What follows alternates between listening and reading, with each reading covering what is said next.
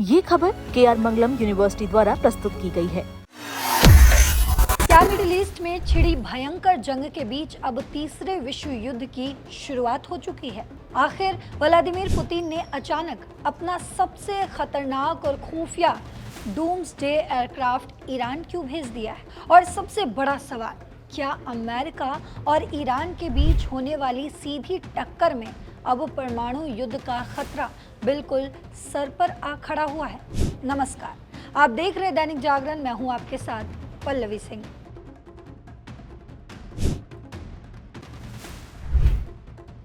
जरा सोचिए, एक तरफ अमेरिका और उसके सहयोगी देश ईरान के सैन्य ठिकानों पर ताबड़तोड़ हमले कर रहे हों, मिसाइल डिफेंस सिस्टम को तबाह कर रहे हों, और वहीं दूसरी तरफ रूस का एक ऐसा विमान तेहरान में लैंड कर जाए जिसे दुनिया कायनात का विमान यानी कि डूम्सडे एयरक्राफ्ट कहती है। फ्लाइट ट्रैकिंग डेटा ने एक ऐसा खुलासा किया है जिसने वॉशिंगटन से लेकर पूरे यूरोप तक हड़कंप मचा दिया है।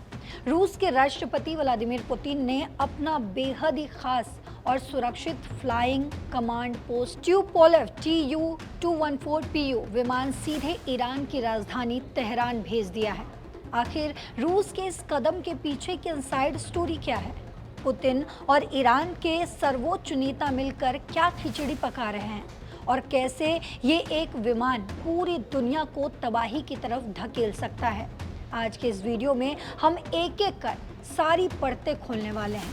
तो दोस्तों, सबसे पहले समझते हैं कि आखिर पूरा मामला क्या है और ये विमान तेहरान क्यों पहुंचा है। टाइम्स ऑफ इंडिया की डिफेंस रिपोर्ट और एविएशन ट्रैकिंग डेटा के मुताबिक आपको बता दूं कि रूस की सबसे elite Russia special flight squadron का एक विशेष विमान, जिसका मॉडल नंबर TU-214PU है, उसने मॉस्को से उड़ान भरी और कैस्पियन सागर के सुरक्षित हवाई मार्ग से होते हुए तेहरान के इमाम खमैनी इंटरनेशनल एयरपोर्ट पर लैंड कर गया।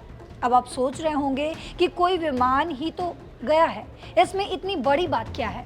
तो आपको बता दें कि ये कोई आम सरकारी या VIP विमान नहीं है। ये रूस का वो उड़ता हुआ किला है जिसे एयरबॉर्न कमांड पोस्ट कहा जाता है।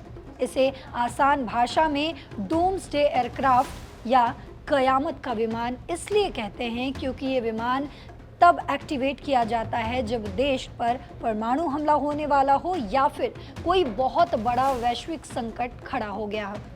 ये विमान पूरी तरह से एनक्रिप्टेड कम्युनिकेशन यानी कि बेहद सुरक्षित और secret satellite link, advance sensors और न्यूक्लियर रेजिमेंटल प्रणालियों से लैस होता है।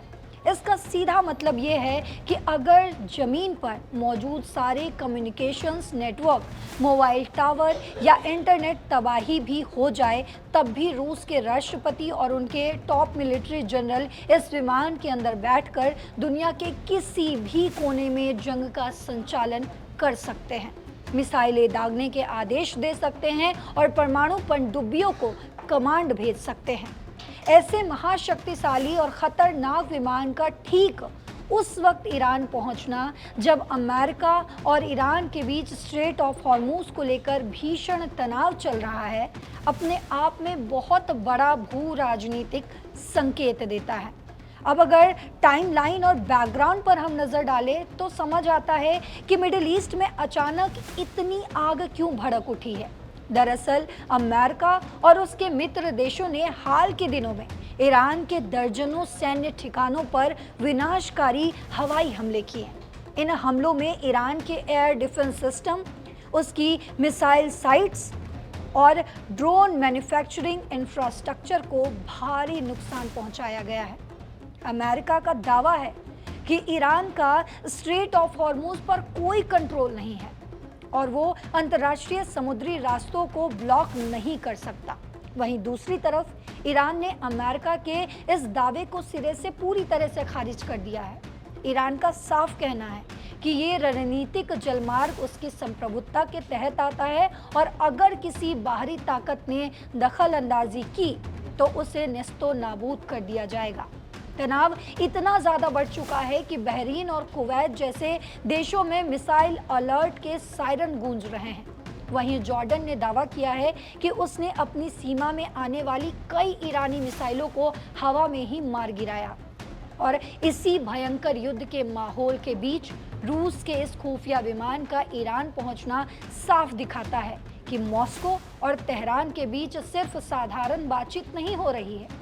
डिफेंस एक्सपर्ट्स का इस पर मानना है कि इस विमान के जरिए रूस के बेहद उच्च स्तर के मिलिट्री और इंटेलिजेंस अधिकारी तेहरान पहुंचे हैं। वहां दोनों देशों के बीच बेहद ही संवेदनशील सैन्य तकनीकी सहयोग, खुफिया जानकारी साझा करने यानी इंटेलिजेंस शेयरिंग और किसी भी आपातकालीन स्थिति से निपटने के लिए एक जॉइंट वॉर प्लान यानी कंटिजेंसी प्लानिंग पर मुहर लगाई जा रही है। ईरान के राष्ट्रपति मसूद पेजेश्कियन ने भी हाल ही में व्लादिमीर पुतिन को एक खास संदेश भेजा था, जिसमें उन्होंने साफ कहा था कि इस बेहद जटिल अंतर्राष्ट्रीय स्थिति में रूस ईरान की संप्रभुता और सुरक्षा की रक्षा के प्रयासों का पूरी तरह समर्थन करता है। अब बात करते हैं उस सबसे जरूरी हिस्से की, आखिर इस खबर का दुनिया पर और खासकर भारत पर क्या असर होने वाला है। तो एक्सपर्ट्स का मानना है कि यह घटना यूरेशियन एक्सिस यानी कि रूस, चीन और ईरान के बीच बढ़ते एक नए चक्रव्यूह को दर्शाती है।